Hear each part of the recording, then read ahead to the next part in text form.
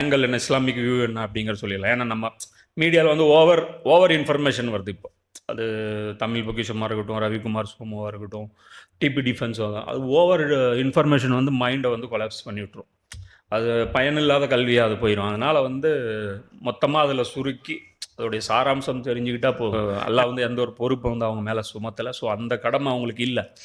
அதனால் வந்து அவங்க வந்து அந்த வேலை செய்கிறாங்க. சரி, ஏதோ அவங்களுக்கு தெரிஞ்ச வேலை அவங்க செய்கிறாங்க. ஆனால் நம்மளுடைய அடிப்படை வேலைங்கிறது ஈமானை கற்றுக் கொடுப்பது.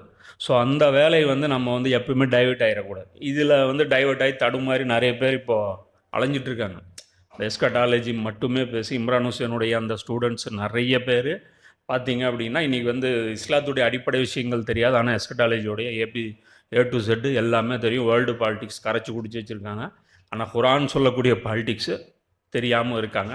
அது மாதிரி நிறைய பிரச்சனை இருக்குது. இப்போது சமீபத்தில் ஒரு 4-5 நாளான்னு நினைக்கிறேன், ஒரு 10 நாளாக ஒரு பயங்கர பரபரப்பான செய்தி. எல்லா லாங்குவேஜ்லேயுமே, இங்கிலீஷு, உருது, ஹிந்தி எல்லாத்துலேயுமே வந்து பார்த்திங்க அப்படின்னா ஒரு ரெட் ஹைஃபர், இந்த 5 மாடுகள் வந்து வாங்கிட்டு வந்திருக்காங்க அப்படிங்கிற அந்த விஷயம் வந்து சொன்னாங்க. இப்போ இதை பற்றி வந்து நான் 5 வருஷம் முன்னாடி ஒரு வீடியோ போட்டிருந்தோம்.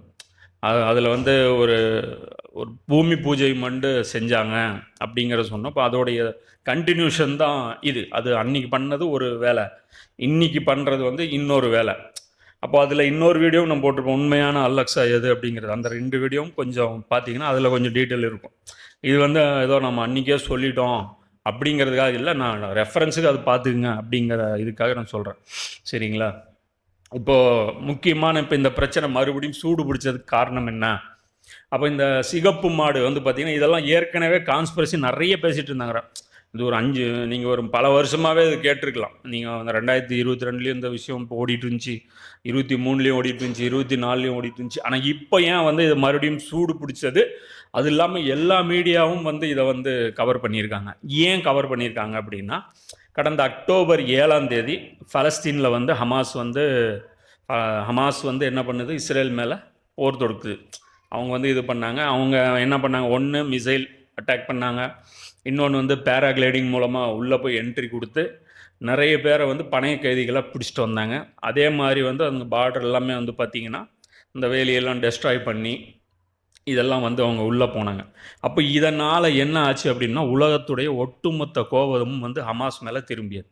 ஏன்னா இஸ்ரேல் பாட்டுக்கு சும்மா இருக்குது, இவங்க வந்து சும்மா இல்லாமல் இவங்க வந்து போயிடுவாங்க. அதில் வந்து ஒரு 1000 சில பேர், 1000 பேரோ அல்லது எத்தனையோ பேர் செத்ததாக ஒரு நம்பர் சொல்லப்படுது. அதெல்லாம் மீடியாவில் பார்த்துக்குங்க. மொத்தத்தில் விஷயம் என்ன அப்படின்னா, ஒட்டுமொத்த மீடியா கோபமும்